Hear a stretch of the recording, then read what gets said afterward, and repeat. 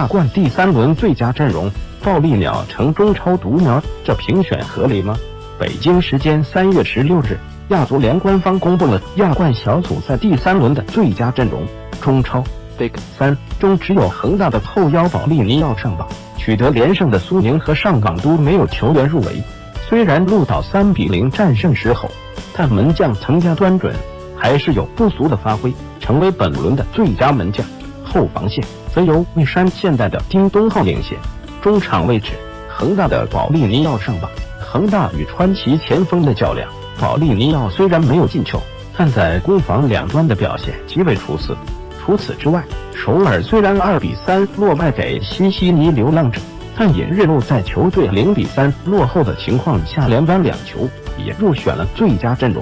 此外，卡塔尔球队阿尔奈扬的日裔前锋罗德里格甜甜也入选了最佳阵容。锋线上的两员大将则是沙特球队阿尔菲斯的阿尔扎安以及伊朗的中锋穆罕默德特米拉。